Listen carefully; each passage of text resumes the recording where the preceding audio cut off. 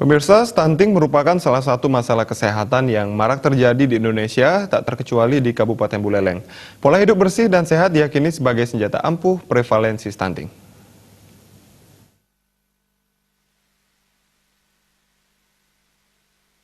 Hal tersebut dibahas di sela-sela forum sosialisasi generasi bersih dan sehat di Singaraja. Beberapa narasumber membeberkan data dan pengamatannya, anak yang menderita maupun berpotensi stunting harus mendapat penanganan serius sejak dini. Jika tidak, anak-anak akan mengalami penurunan tingkat kecerdasan dan rentan terhadap penyakit. Hal ini akan merembet ke menurunnya tingkat produktivitas. Jika ini terus dibiarkan, stunting tentu ini akan berpengaruh terhadap kualitas sumber daya manusia di daerah. Berkaca dari data tahun 2017, angka prevalensi stunting khususnya di Kabupaten Buleleng rata-rata mencapai 29%.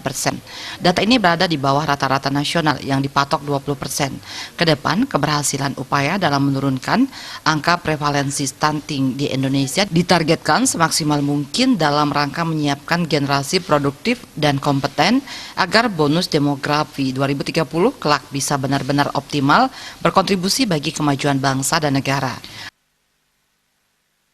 Stunting kepada ibu-ibu, kemudian pada remaja, kepada mahasiswa yang diundang pada saat ini sangat penting strategis.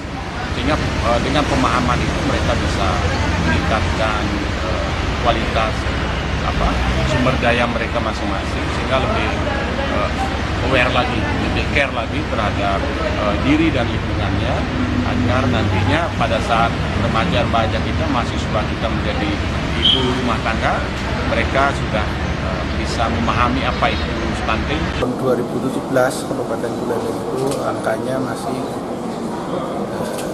29% ya. Jadi memang sudah di bawah rata-rata nasional. Tapi itu tentu saja perlu upaya lebih cepat lagi untuk menurunkan prevalensi stunting sebagaimana standar daripada WHO itu angkanya itu harus 20%, di bawah 20%.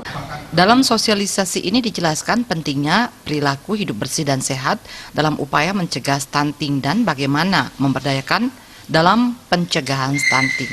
Komang Yuda, Bali TV.